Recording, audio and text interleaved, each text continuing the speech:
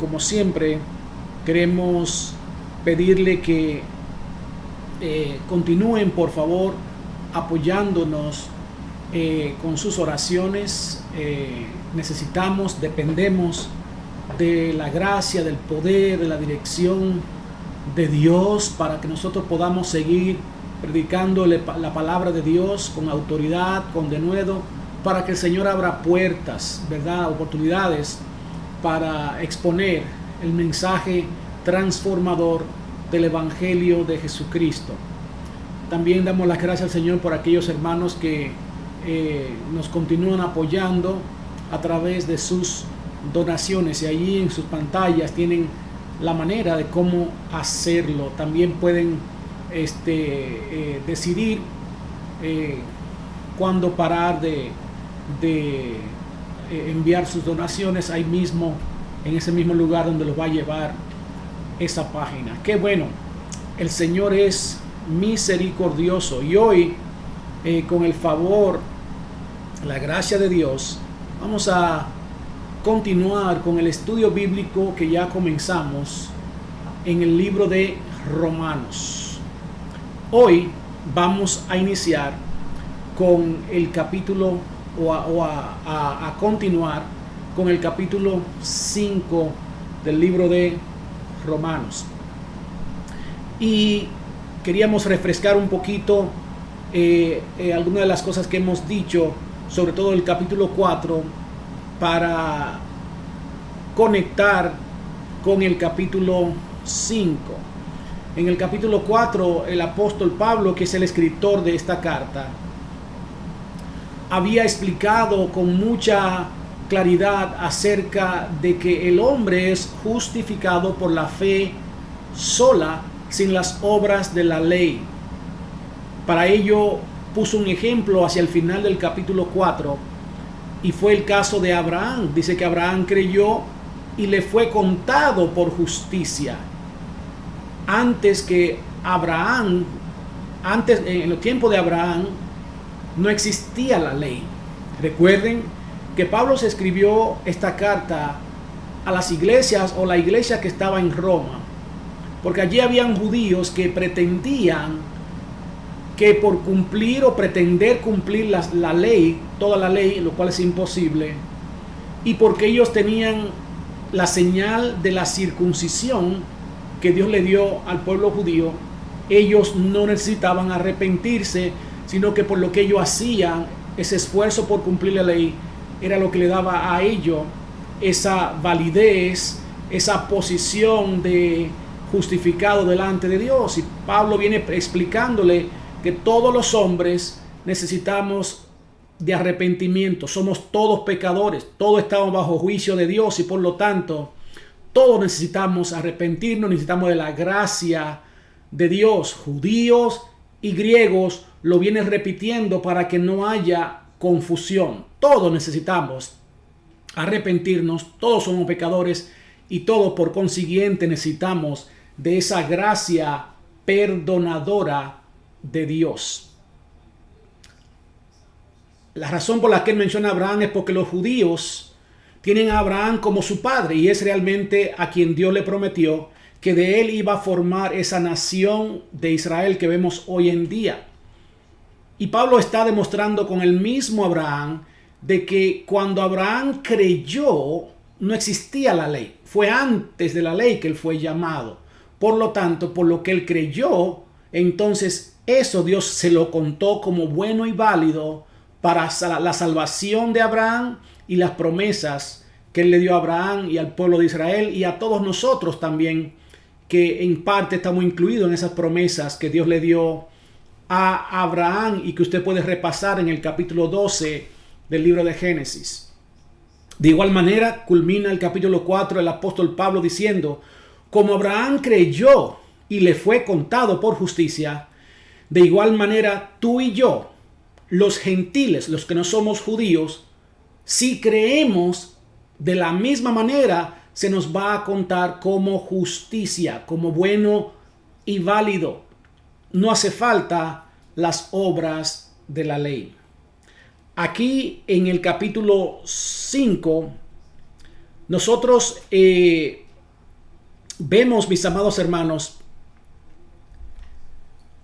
este gran capítulo que habla acerca de la doctrina, una de las doctrinas, las enseñanzas fundamentales del Evangelio de Jesucristo, del cristianismo, que es la justificación. Y vamos a leer a Romanos capítulo 5 y los versículos 1 al 5 para que de esa manera entremos, hermanos, a esta fascinante escritura acerca de esta enseñanza. Dice en Romanos 5, capítulos 1 al 5. Justificados pues por la fe, tenemos paz para con Dios por medio de nuestro Señor Jesucristo, por quien también tenemos entrada por la fe a esta gracia, en la cual estamos firmes y nos gloriamos en la esperanza de la gloria de Dios. Y no solo esto, sino que también nos gloriamos en las tribulaciones, sabiendo que la tribulación produce paciencia, y la paciencia prueba, y la prueba esperanza, y la esperanza no avergüenza, porque el amor de Dios ha sido derramado en nuestros corazones por el Espíritu Santo que nos fue dado. De manera, hermanos, que aquí veremos en estos primeros versículos, 5 versículos del capítulo 5, esta gran enseñanza acerca de la justificación, como habíamos dicho, y veremos aquí los beneficios de esta justificación. Por lo menos 3 beneficios de esta justificación.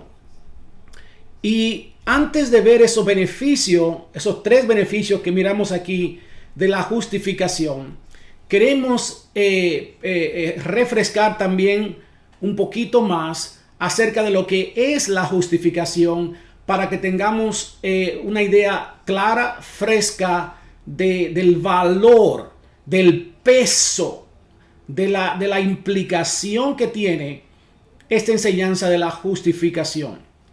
Y como vimos en el capítulo 3, versículo 21 al 26, donde por primera vez el apóstol introduce esta enseñanza, vemos allí una definición de lo que es justificación. Dice, la justificación es declarar o reconocer como justo aunque no lo sea. Y sucede cuando ponemos nuestra fe en Cristo, como dice la palabra de Dios, al que no conoció pecado, por nosotros lo hizo pecado, para que nosotros fuésemos hechos justicia, justificación de Dios en él. O sea que los pecados nuestros, Dios lo puso sobre los hombros de Cristo, para que de esa manera entonces nosotros seamos declarado justo, limpio, puro, a causa de Cristo haber cargado con nuestros pecados, aunque no seamos justo ni puro perfectamente ni completamente limpio. Vimos también, mis amados hermanos, en ese capítulo 3, que la justificación compone 3 fases o 3 elementos o 3 etapas, si se quiere entender así. Primero, es que cuando Dios nos declara justo, tenemos inmediatamente esa posición. Tenemos una posición instantánea. Somos justos. Dios nos ve a ti y a mí ahora mismo, en este preciso momento que estás viendo este estudio. Dios te declara justo, libre, limpio, puro, a causa de la sangre de Cristo, a causa de Cristo haber tomado nuestro pecado sobre sus hombros. Ahora, todos sabemos, y usted y yo sabemos, y los que no lo saben lo sabrán ahora, que Dios sí desea que nosotros cada día nos purifiquemos más, nos santifiquemos más. Esto es, que cada día tú y yo tenemos que alejarnos de todo lo que Dios aborrece y acercarnos a todo lo que Dios ama. En otras palabras, tú y yo tenemos que aborrecer el pecado, lo que Dios aborrece, y amar lo que Dios ama, que es la misericordia, la justicia, el amor, la bondad, la mansedumbre, la templanza, la humildad, la hospitalidad, la generosidad, todo eso. Pero eso entonces es la otra etapa de la justificación, que es la etapa progresiva. Eso va a ser o comienza desde el momento mismo en que nos entregamos a Cristo hasta todo el tiempo que duremos aquí en la tierra. Es un proceso progresivo, transformador, donde vamos cambiando, va el Señor transformando nuestras vidas, así como se compara a manera ilustrativa en Proverbios 4:18, donde dice: porque la senda del justo es como la luz de la aurora, que va en aumento hasta que el día es perfecto. El sol sale por la mañana, se ve la luz a lo lejos, pero la oscuridad todavía domina. Ahora, conforme el sol va saliendo, esa luz que es Cristo en nuestras vidas, la santidad de Cristo iluminando nuestras vidas, entonces la oscuridad, las tinieblas, va desapareciendo poco a poco, así como va desapareciendo cuando el sol va saliendo, hasta que el sol está iluminando por completo a toda esa parte de la tierra donde esté iluminando. Esa es exactamente, a manera de ilustración, la vida del creyente en cuanto a ese camino hacia la perfección, hacia la santidad. La última etapa de la justificación es aquella que tiene que ver con la perfección. Llega un momento, como dice ese versículo 18 de Proverbios 4, hasta que el día es perfecto. Llegaremos un momento, mis amados hermanos, en que alcanzaremos esa perfección que Dios anhela para cada uno de nosotros, en cada uno de nosotros. Pero esto se va a realizar, a culminar, cuando estemos en gloria, en la eternidad con Cristo, eternamente y para siempre. Alabado sea el nombre poderoso de Cristo Jesús. Dijimos que íbamos a hablar acerca de esos beneficios, los beneficios de la justificación.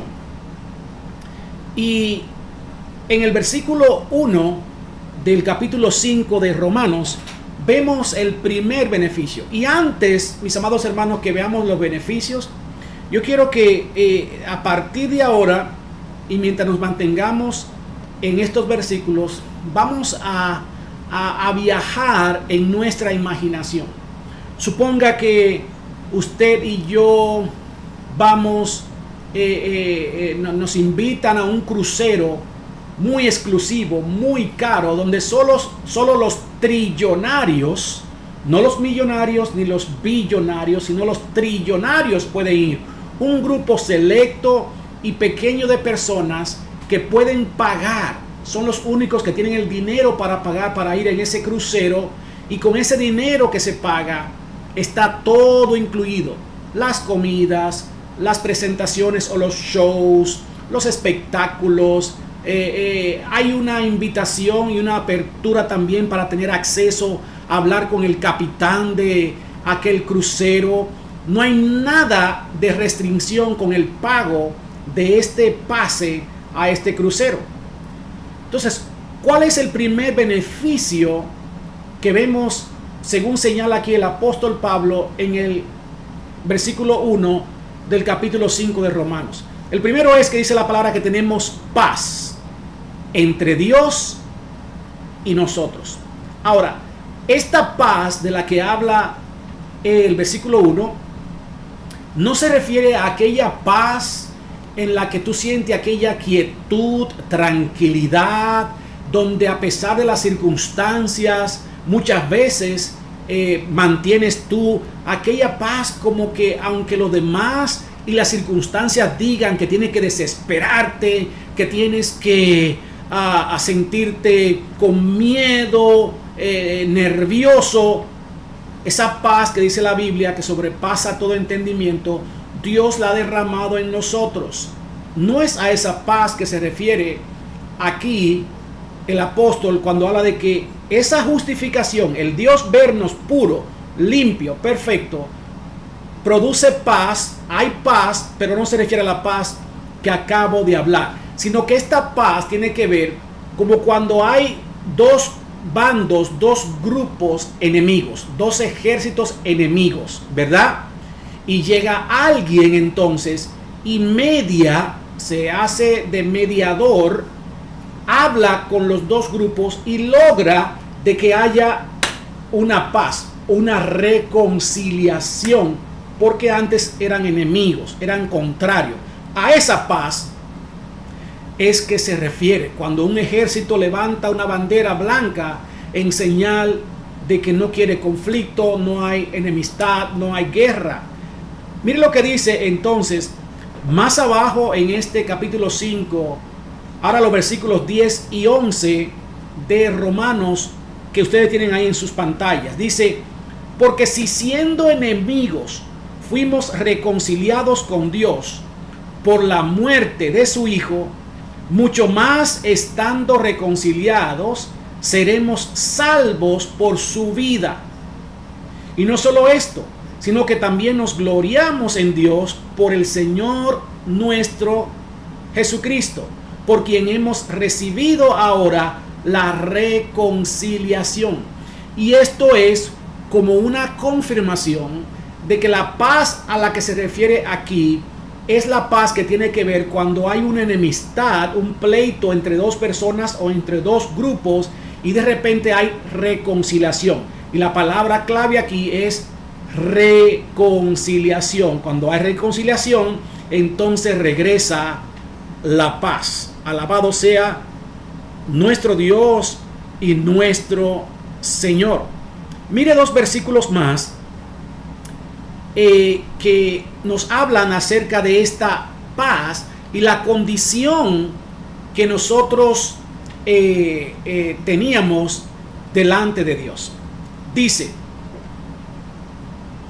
vosotros, primeramente en Primera de Pedro 2:10, como tienen ahí en sus pantallas, o en un momento le va a salir en sus pantallas, dice Primera de Pedro 2:10: vosotros que en otro tiempo no erais pueblo, pero que ahora sois pueblo de Dios, que en otro tiempo no habíais alcanzado misericordia, pero ahora habéis alcanzado misericordia. Y en Efesios capítulo 2 y versículo 19, la palabra de Dios dice: así que ya no sois extranjeros ni advenedizos, sino conciudadanos de los santos y miembros de la familia de Dios. En el primer versículo, la palabra de Dios dice que no éramos pueblo, no estábamos del lado de Dios, estábamos del lado contrario, del lado enemigo. Amén. Pero ahora dice que habemos alcanzado ser pueblo. Por lo tanto, la misericordia de Dios no nos había alcanzado. ¿Por qué? Porque el pecado impedía que Dios nos alcanzara, que nosotros pudiéramos recibir esa misericordia de Dios. Y el siguiente versículo dice: por lo tanto, entonces ya no somos extranjeros ni extraños para Dios, sino que somos miembros, tú y yo, de la familia de Dios, la familia de los santos, como también se le llama, santos, escogidos o apartados. Gloria al nombre de Cristo Jesús. Tú y yo teníamos una enemistad con Dios. Dios no quería nada con nosotros porque Dios es infinitamente santo y nosotros también ilimitadamente pecadores. Quizás algunos que están mirando podrían decir, pero quizás algunos que no son creyentes pudieran decir: bueno, pero yo no soy enemigo de Dios. Yo no soy enemigo de Dios. Bueno, eso es lo que tú sientes quizás. Pero tu condición de pecador, si todavía no te has arrepentido y has entregado tu vida a Cristo, eso te hace enemigo de Dios.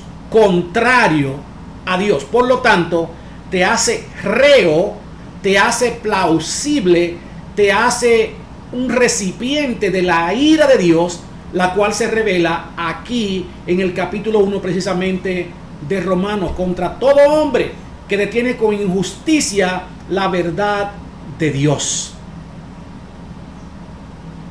Pero sin embargo, Dios entonces muestra su amor. Y Él, aunque tú y yo no seamos justos, no seamos perfectos ni puros, con la muerte de Cristo, al nosotros creer en Él, nos declara justificado, limpio, puro, delante de Él. Los otros dos beneficios de los cuales habíamos dicho que hablaríamos, vimos el primero, tenemos paz, ya no hay enemistad, ya no hay pleito, ya no hay separación entre Dios y nosotros, si es que nosotros hemos entregado nuestra vida a Cristo. Y otros dos beneficios que vemos es que el versículo 2 dice que tenemos entrada a la gracia. Entrada a la gracia. ¿Recuerdan ustedes que dijimos que íbamos a hacer un viaje imaginario en un crucero muy exclusivo donde solo los súper ricos, los trillonarios, pueden entrar porque pueden pagar el boleto para este crucero? Imagínese que usted y yo no tengamos el dinero. Nunca en la vida pudiéramos alcanzar tal suma de dinero para pagar ese crucero. Sin embargo, uno de esos trillonarios decide depositar el dinero de lo que vale el boleto en tu cuenta. Y ahora tú puedes comprar ese boleto. Ese boleto ahora es tuyo. Alguien te depositó en su cuenta, en tu cuenta. Tu cuenta estaba en cero. Tu cuenta estaba en rojo, en negativo. Pero esa persona, ese súper rico, depositó un dinero ahí que no solamente quitó lo rojo de tu cuenta, no solamente quitó lo negativo de tu cuenta, sino que lo puso en balance positivo. Ahora tú puedes comprar. Ahora esta persona pagó por el precio de tu boleto. Entonces cuando vas a entrar al crucero, ya estás en la puerta de entrada. Allí el que guarda, la persona que está a la puerta, te pregunta: ¿dónde está su boleto? ¿Usted tiene el dinero para pagar este viaje en este crucero exclusivo? Usted dirá: no tengo el dinero. No lo tenía, nunca lo podría haber conseguido, pero alguien pagó por mí. Aquí está mi boleto. Eso es lo que el apóstol Pablo está diciendo en el versículo 2. Tenemos entrada a la gracia. Podemos ir directamente a aquel lugar, al trono de Dios, a la presencia de Dios. Tenemos un boleto que tú y yo nunca podíamos haber pagado, pero que Cristo hizo una doble transacción. Él quitó lo negativo, lo rojo que había en nuestra cuenta a causa del pecado, las transgresiones, las maldades, las malignidades que hacíamos.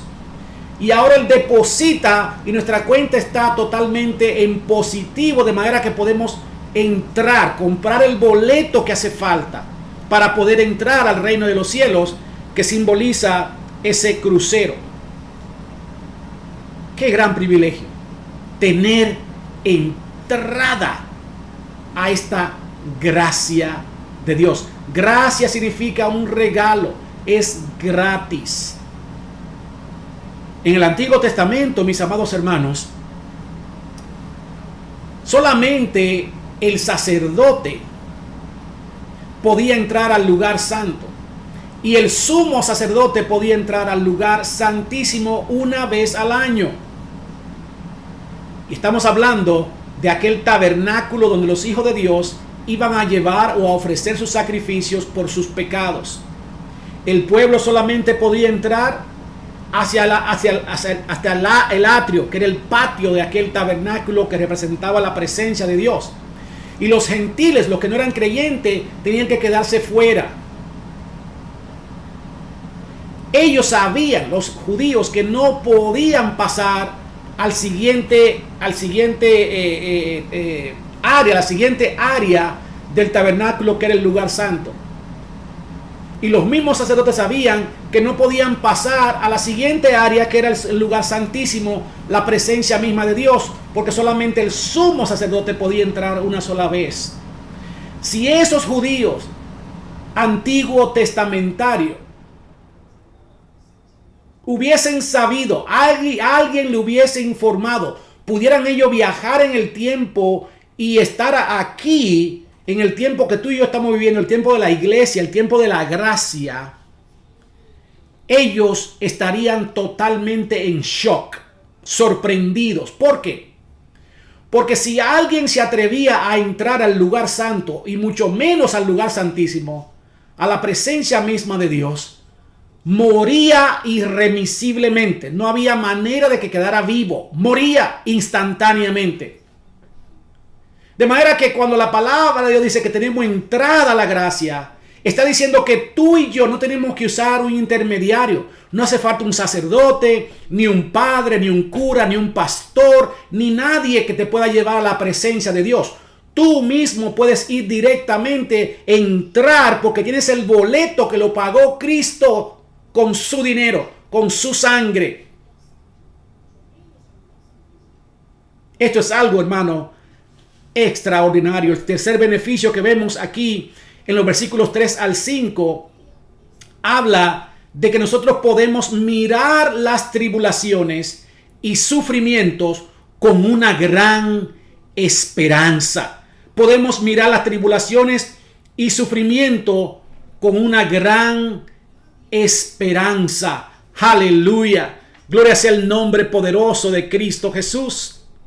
¿Por qué, mis amados hermanos, podemos mirar con una gran esperanza?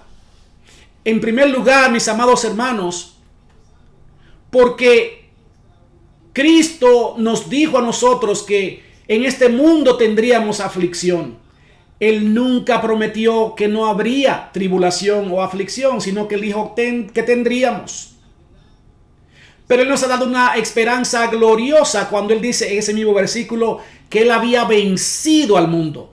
Tú y yo tenemos una esperanza de que estas tribulaciones por las cuales tú puedes estar pasando ahora mismo, tu familia, tu esposo, un hermano, una hermana, oh mi amado hermano, Cristo dice que esa esperanza, que esa tribulación es momentánea y que no se puede comparar con la gloria venidera que a ti y a mí nos espera eternamente y para siempre. Las tribulaciones presentes son temporales, la gloria venidera es eterna, por lo cual siempre decimos que es mucho, pero mucho mejor. No se puede ni comparar sufrir sin esperanza a sufrir con esperanza. Y tú y yo tenemos esa esperanza gloriosa. Además de que cuando pasamos tribulaciones y angustias, estamos participando, como dice el apóstol Pedro en su carta, de los mismos padecimientos que Cristo sufrió, por lo cual es un privilegio para nosotros pasar por aquello que nuestro Dios también tuvo que pasar. Uno de los beneficios de las tribulaciones, de las angustias, de los problemas, las situaciones agonizantes que muchas veces pasamos y que quizás tú estás pasando en este momento, es que la tribulación produce en nosotros, dice el apóstol Pablo aquí en los versículos 3 al 5, produce paciencia, produce firmeza, moldea nuestro carácter. Es en medio de las tribulaciones y las angustias, de la única manera que muchos de nosotros, quizás todos nosotros, aprendemos a confiar en el Señor. En ese momento de dolor es cuando más vemos la gloria, el poder, el amor intercesor de Dios por nosotros. De otra manera no pudiéramos haberlo visto. Es en medio del dolor, de la angustia, que nuestra fe se fortalece, se ensancha. Es en medio de las vicisitudes de la vida, lo que la vida lanza en contra de nosotros, cuando entendemos que realmente nuestra dependencia es únicamente de Dios, cuando el dinero no puede ayudar, cuando la ciencia no puede ayudar, cuando los amigos no pueden ayudar. Ahí, en medio de esa situación, de esa circunstancia en la que vivimos, entendemos que nuestro carácter es forjado, es formado sobre todo para esa dependencia de nuestro Señor y Salvador Jesucristo. En los versículos 6 al 9 del capítulo 5, allí vemos, hermano, lo que el apóstol está transmitiendo a través de estos textos. Y es esto, que el amor de Cristo hacia nosotros no depende de nuestra condición de pecado. Repito, los versículos 6 al 9, el Señor nos dice a ti y a mí que su amor de Él por ti y por mí no depende de nuestra condición de pecado. Dice allí la palabra de Dios en Romanos 5, 6 al 9. Porque Cristo, cuando aún éramos débiles, a su tiempo murió por los impíos. Y ciertamente apenas morirá alguno por un justo. Con todo, pudiera ser que alguno osara morir por el bueno. Mas Dios muestra su amor para con nosotros, en que siendo aún pecadores, Cristo murió por nosotros.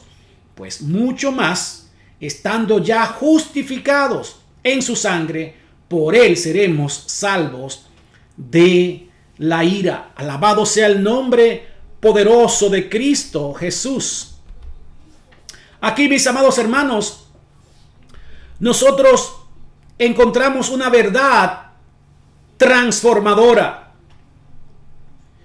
Y es que a veces nosotros, quizás me puedo incluir yo mismo allí en ese grupo, pensamos que somos muy buenos y que hacemos cosas extraordinarias. Y es cierto, pudiera ser que en algún momento de nuestras vidas nosotros hagamos ciertas cosas que pudieran ser o que son buenas. Pero ¿sabe lo que está diciendo aquí el Señor a través del apóstol? Que nuestra bondad solamente llega, o generalmente llega, hacia aquellos que nos hacen bien, o quizás hacia aquellos que nosotros pensamos que merecen nuestra bondad.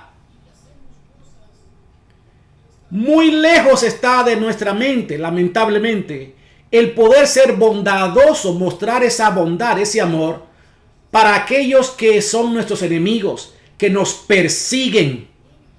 Y el apóstol dice, es posible que alguien se atreva, que alguno osara a cometer o a hacer este hecho que sería extraordinario de que alguien muera por un bueno, por un justo. Pero ¿sabe qué? El apóstol lo presenta como una osadía, como algo que casi no sucede, sería una gran hazaña. Para ilustrar la magnitud entonces de la muerte de Cristo, la bondad de Cristo, porque Él murió no solamente por los justos o por los buenos o los que se consideran buenos, sino que Él también murió por los pecadores, por los malos, por todos los malos.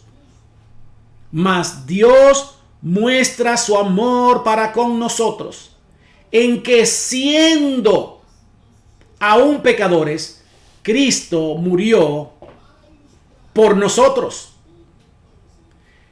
Es importante resaltar ahí en ese versículo 8, el versículo que acabo de decir, que Él muestra su amor para con nosotros. Dicen que siendo, ese verbo siendo,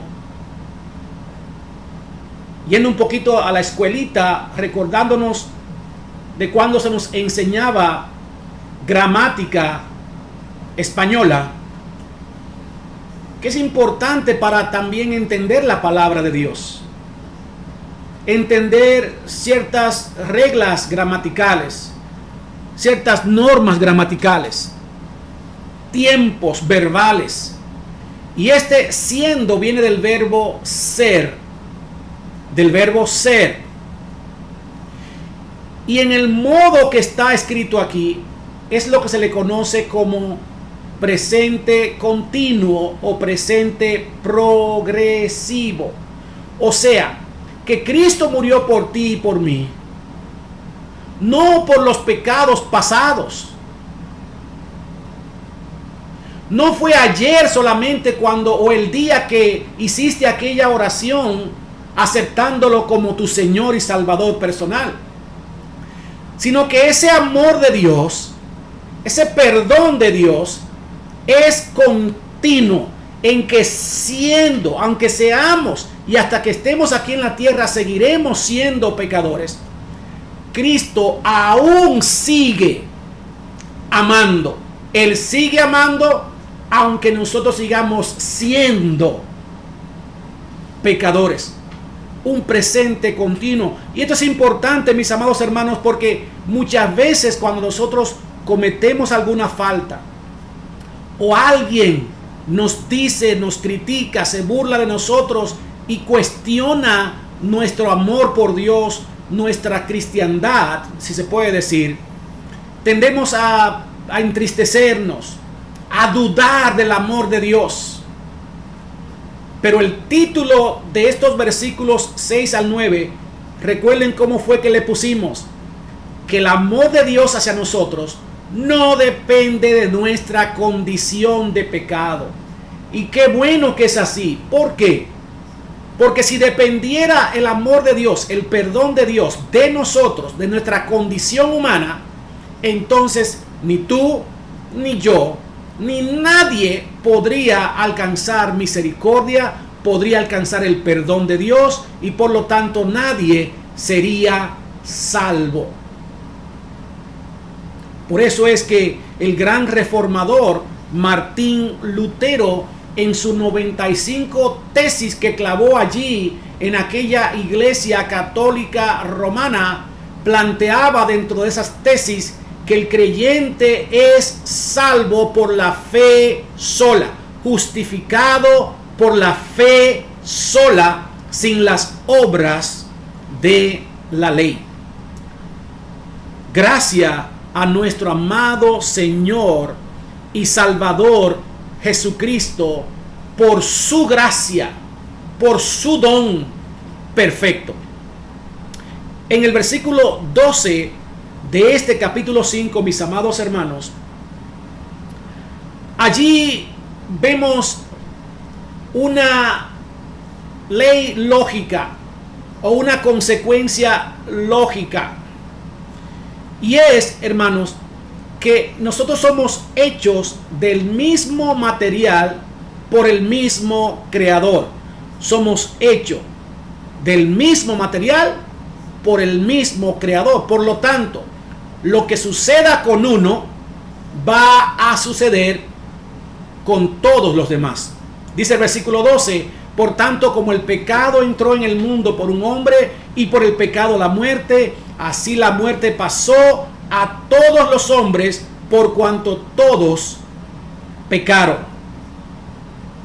Imagínese que usted en su cocina, también podíamos imaginarlo en una fábrica, digamos por ejemplo de galletitas, de cookies, dulces, bien rica, bien sabrosa, esa de chocolate, ¿verdad? Ya algunos están saliéndose de las babas.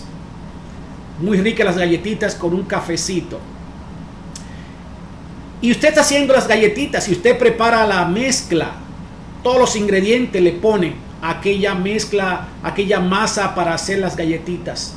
Igual en una fábrica, los mismos ingredientes para hacer esas galletitas. Y digamos que usted pone solamente un poquito una sola como de prueba y la pone al horno, ¿verdad? Y allí se pasa el tiempo que tiene que pasar, las condiciones del caliente que le dan a aquella galletita, y ya la galletita ya está. Y digamos que cuando usted la saca, la enfría y la prueba, la galletita está salada. Se le pasó un poquito la sal. Y usted puede percibir muy claro, muy fuerte, que está salada la galletita en vez de dulce. Pregunta: ¿cómo entonces usted cree que saldrán las demás galletitas si usted sigue poniendo esa misma masa en el horno? Bueno, la respuesta es clara.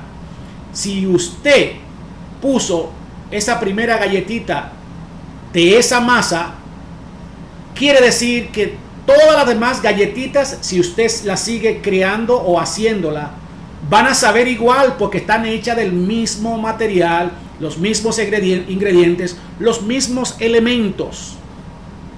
De igual manera, el versículo 12 nos dice que como el pecado entró en el mundo por un hombre, Adán,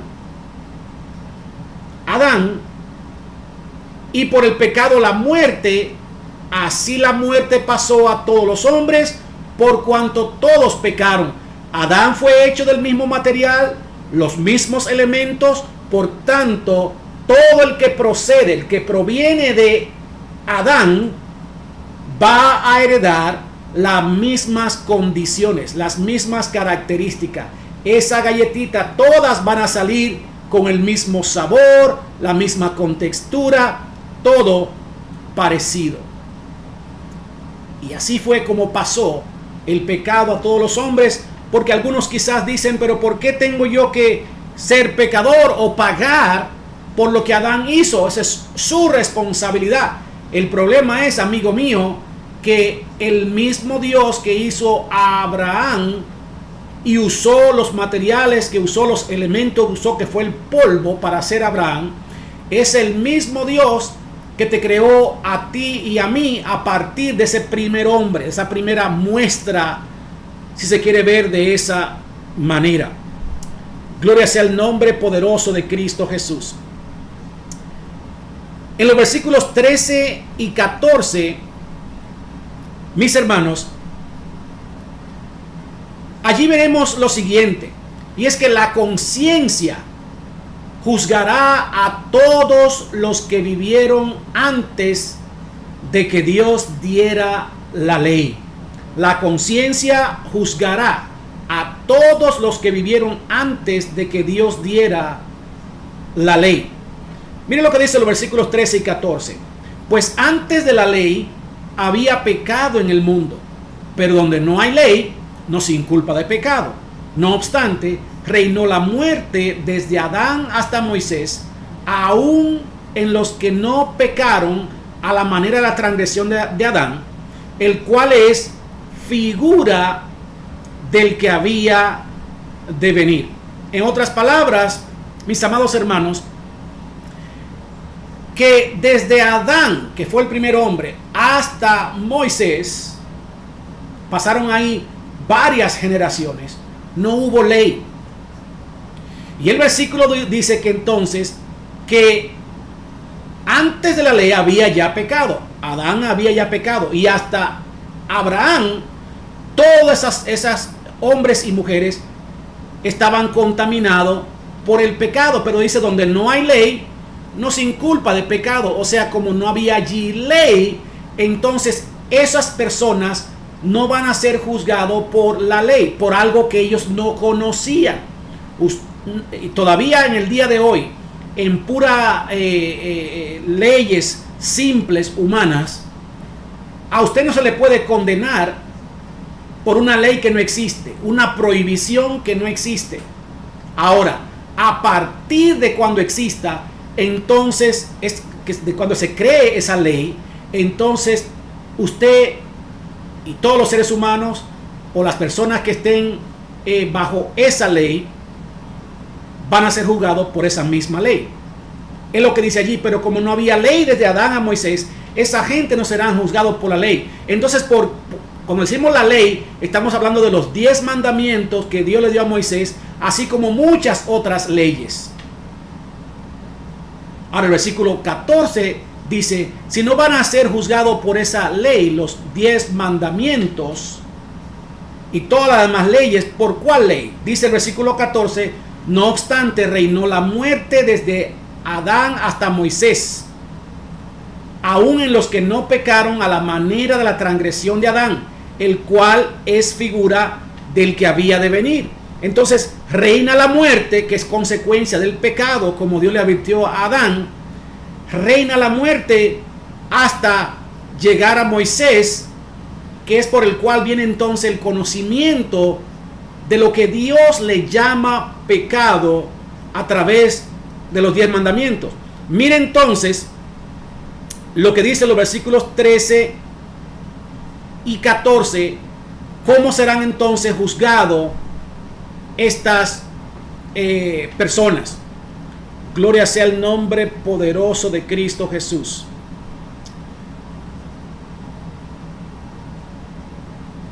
Perdón, versículos 14 y 16 del capítulo 2. Romanos 2, 14. Romanos 2, perdón, mis hermanos.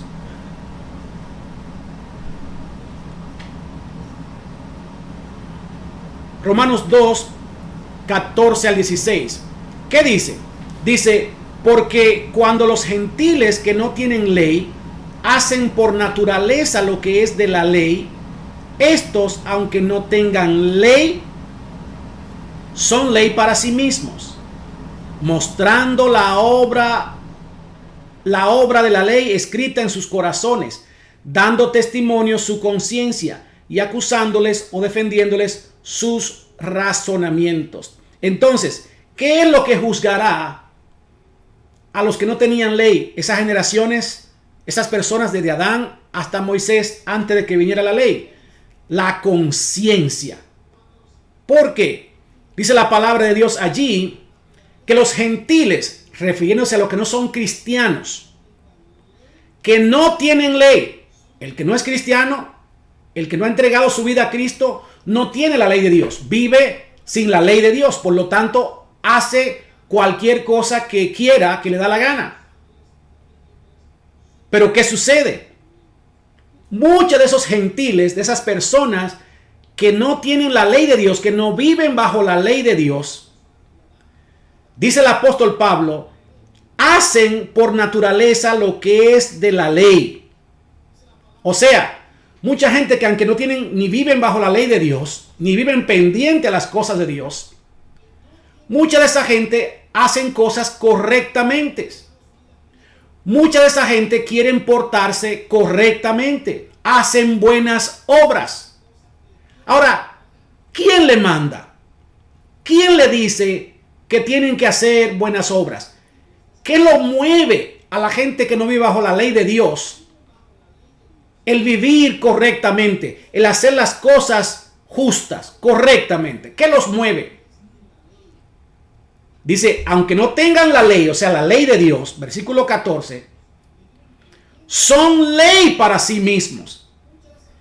Eso, cualquiera cosa que se llame, que los mueve a ello, a comportarse correctamente. Usted y yo conocemos personas que aunque no son cristianos, tratan, se esfuerzan y tratan de vivir correctamente. Más sin embargo, no han entregado su vida a Cristo. Muchos de ellos ni siquiera creen en Dios. Pero quieren vivir una vida moralmente correcta. Para ellos es una ley de vida. Son principios. Son ley. Y lo hacen sin conocer la ley de Dios, dice el apóstol Pablo. Entonces, para ellos es su ley. ¿Qué ley es esa? Versículo 15. Mostrando la obra de la ley escrita en sus corazones. Dios, mis amados hermanos, al hombre lo creó sin la ley de Moisés. Lo creó con una conciencia de saber lo que es malo y lo que es bueno. Todo ser humano, no importa en el lugar que esté, qué cultura, qué nación, tiene una conciencia de lo malo. Tiene una percepción de lo bueno y lo malo. Entonces, por eso el apóstol dice que esa conciencia fue Dios que la escribió en su corazón. Dios puso esa sensibilidad en el corazón de todos los hombres nacidos en la tierra. Por eso es que en el capítulo 1 dice que nadie tendrá excusa. Nadie tiene excusa, ya sea porque vea la naturaleza, la creación, que habla de un creador, de un diseño inteligente, o su propia conciencia, dice aquí, acusándoles o defendiéndoles sus razonamientos. Hay gente que quizás te ha escuchado oír decir, me sentí mal en mi conciencia. Lo sentí en mi conciencia no hacerlo. Eso es la ley escrita en los corazones de todo ser humano. Por lo cual, la gente que vivió desde Adán hasta Moisés tampoco tendrán excusas. No van a ser juzgados por la ley de Moisés porque ellos no la conocían. Y Dios es un Dios justo. No va a juzgar a nadie por una ley que no existe. Van a ser juzgados por la ley escrita en sus corazones cuando Dios le dio instrucción a Adán y a Eva de que no desobedecieran. Y esa ley pasó entonces a toda esa generación antes de que viniera la ley a través de Moisés. Gloria sean dadas al Dios Todopoderoso. En los versículos 15 al 19, mis amados, veremos allí también algo extraordinario. ¿Qué es eso extraordinario? Que el don de Dios, el regalo de Dios, que es Cristo, produce mayor alcance que la transgresión de Adán, o sea, que la desobediencia de Adán. Romanos 5, 15 al 19 dice, pero el don no fue como la transgresión, porque si por la transgresión de aquel uno murieron los muchos, abundan mucho más para los muchos la gracia y el don de Dios por la gracia de un hombre, Jesucristo. O sea, que el don que es Jesucristo, el regalo o la gracia, regalo, no se puede comparar a la transgresión o la desobediencia de Adán. Porque dice la palabra de Dios que por la transgresión o la desobediencia de Adán murieron muchos, morimos muchos. Pero por el don de Dios abundó, dice, mucho más para los muchos la gracia y el don de Dios por medio también de un hombre que es Jesucristo. Versículo 16. Y con el don no sucede como en el caso de aquel uno que pecó, porque ciertamente el juicio vino a causa de un solo pecado para condenación, pero el don vino a causa de muchas transgresiones para justificación. Esto está, hermano, interesantísimo. Dice el Señor aquí a través del apóstol que el juicio vino a causa de un solo pecado, pecado de desobediencia de Adán y Eva, un solo pecado. Pero eso afectó a toda la humanidad. Ahora bien, el don, y cuando habla aquí del don, se refiere a Cristo, el regalo de Dios, que es la salvación por gracia, la justificación por gracia, de la que viene hablando el capítulo 5, dice que ese don vino a causa de muchas transgresiones para justificación. ¿Lo agarró usted ahí, hermano? El pecado de Adán, un solo, fue uno solo. Pero el don de Dios, la gracia de Dios, vino a causa de muchas transgresiones, o sea, muchos pecados, no solamente de Adán, sino desde Adán hasta usted y yo y hasta que este mundo exista. Por lo tanto, esa gracia va a tener que alcanzar mucho más, abundar mucho más, para cubrir muchas transgresiones. Gracias sean dadas a nuestro Dios y Salvador Jesucristo por esa salvación tan grande. Dice el versículo 17, pues si por la transgresión de uno solo reinó la muerte, mucho más reinarán en vida por uno solo, Jesucristo, los que reciben la abundancia de la gracia y del don de la justicia. Así que, como por la transgresión de uno vino la condenación a todos los hombres, de la misma manera, por la justicia de uno vino a todos los hombres la justificación de vida. O sea, es algo dual, una dualidad. Un hombre que es hecho con los mismos materiales, los mismos elementos, por el mismo creador, peca, por lo tanto, todo lo demás, toda su descendencia van a salir igual. Aleluya. Pero uno, Jesucristo, aleluya, que muere, que obedece hasta la muerte para salvarte a ti y a mí, a causa de él, entonces, todos los que creamos en esa gracia, en ese don, en esa muerte de Cristo, todos por igual, de la misma manera, todos seremos justificados. Yo agradezco, doy gracias al Señor, porque me ha alcanzado, aunque abundó en mí el pecado, entonces su gracia sobreabunda para cubrir entonces todos mis pecados, todos tus pecados. Gloria sean dada al Dios Todopoderoso. Mis amados hermanos,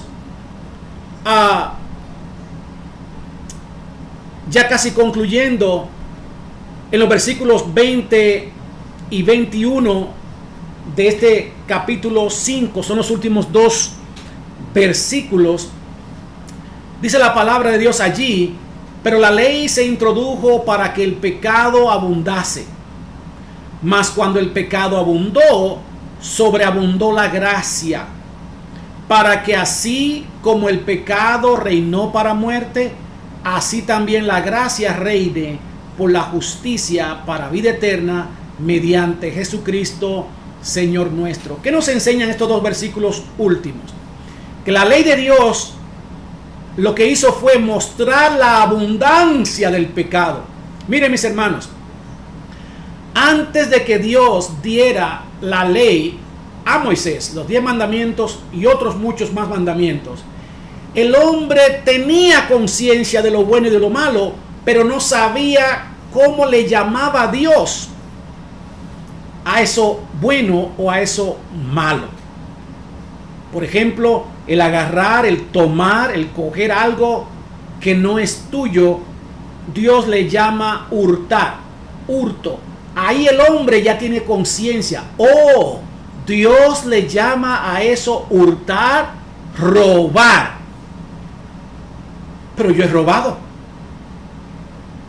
Cuando Dios dice no adulterarás,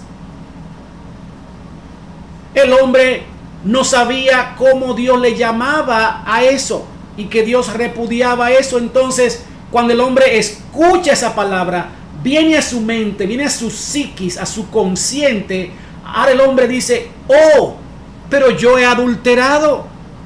No solamente hoy, mañana, hasta con el pensamiento, dice la palabra de Dios, podemos adulterar, podemos pecar. Y recuerden que el adulterio no solamente se limita a tener relaciones sexuales con alguien que no es mi esposo o mi esposa, sino que el adulterio también va más allá de lo carnal, de lo físico, sino que también trasciende lo espiritual, cuando sustituimos a Dios y le damos más tiempo, más adoración, más empeño, ponemos otras cosas en el lugar que le corresponde a Dios. Eso también es idolatría, por lo tanto todos somos culpables. Y así sigue la ley diciendo tantas cosas que Dios nombra como pecado. Y lo que vino entonces a traer fue conciencia de pecado para que el hombre dijera: wow, no hay manera que yo me escape. Entonces, ¿cómo podré yo cumplir esos mandamientos si yo soy imperfecto? No tengo esa perfección que se requiere para cumplir esos mandamientos. Puedo yo quizá decir que Dios diría en ese momento: exactamente, no puedes. Y los mandamientos te los di sola y únicamente para que tuvieras conciencia de qué tan malo eres. Pero los mandamientos por sí solos no te pueden ayudar. Tratar de cumplirlo es imposible porque no eres perfecto y los mandamientos son perfectos. Así que el pecado es alumbrado con nombre y apellido cuando Dios da la ley. Así que, mis amados hermanos, y volviendo a la ilustración del crucero, imagínate que ya tienes el boleto, ya te dejaron entrar, tienes todo pago y todo está incluido. Sería algo ridículo que tú estés allí y a la hora del banquete, de la cena, estés limitándote, no participes de la cena porque estás pensando que no tienes acceso a esa cena. Sería ridículo que preguntes: ¿cuánto vale esa cena? Porque se ve muy rica, muy fina. Yo no tengo el dinero para comprar, para participar de esa cena. Sería ridículo que tú puedas preguntar cuando ves a otros que están allí en aquel crucero hablando, tomándose foto con el capitán del barco, haciéndole preguntas acerca del crucero, y tú digas: yo no puedo tener ese uno a uno o tomarme foto o ni siquiera hablar con ese capitán porque yo no tengo ese acceso. Tendría que pagar un dinero que yo no puedo tener, nunca podría conseguir. Sería ridículo entonces. ¿Por qué? Porque tu boleto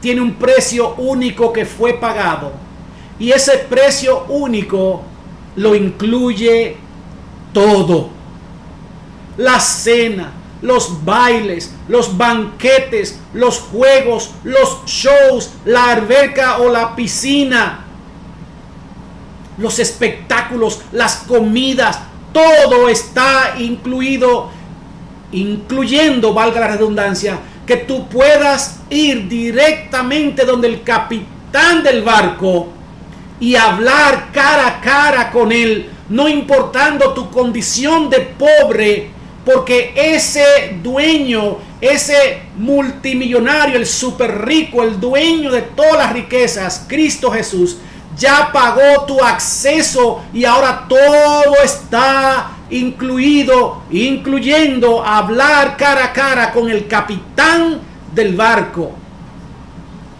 Alabado sea el nombre poderoso de Cristo Jesús.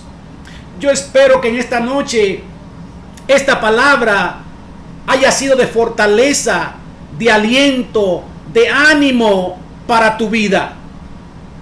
Yo quiero orar en este momento por todos aquellos, primeramente, que saben que están del lado contrario, del lado opuesto, que son enemigos de Dios por su condición de pecador, y que saben que están sujetos a la ira de Dios que habla el capítulo 1 de este libro de Romanos.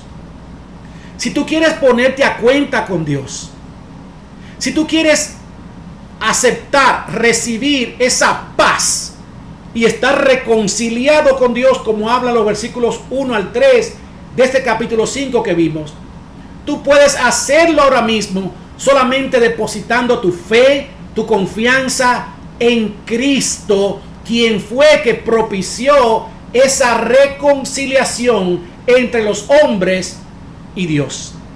Yo quiero que tú repitas conmigo esta oración dando este paso de fe. Repite conmigo: Padre amado, en el nombre de Jesús, estoy delante de ti. Yo reconozco que soy pecador. Yo reconozco que vivo de espaldas a ti. Pero ahora, Señor, yo me arrepiento. Te pido que me perdones, que me purifiques, que lave todas mis culpas, me limpie de todos mis pecados. Señor, te necesito. Padre, ayúdame. Te acepto como mi Dios, como mi Señor y como mi Salvador. Muchas gracias por perdonarme. En el nombre de Jesús. Amén. Padre, yo también oro por aquellos que han estado dudando de tu amor, dudando de esa justificación, de ese acceso, esa entrada que tenemos pagada, completa y eternamente, para poder entrar con confianza, no importando nuestra condición, delante de tu trono. Oh Señor, yo oro para que ese amor tuyo sea derramado sobre sus corazones. Yo oro por aquellos que están en tribulación y angustia, para que esa tribulación cumpla su propósito, Señor, haciendo recordar que tenemos una esperanza gloriosa, y ahora en medio de la tribulación podemos, Señor, mirar más allá de la tribulación y gozarnos, regocijarnos, Padre Celestial. Mientras tanto, yo ruego por fortaleza. Tu Santo Espíritu, Señor, esté recordando de tu amor incondicional por la fe sola. Sea tu nombre en gran manera exaltado. Sea tu nombre en gran manera alabado. Oh, honramos, levantamos, glorificamos tu precioso, glorioso, bondadoso y generoso nombre. En el nombre de Jesucristo. Amén. Amén.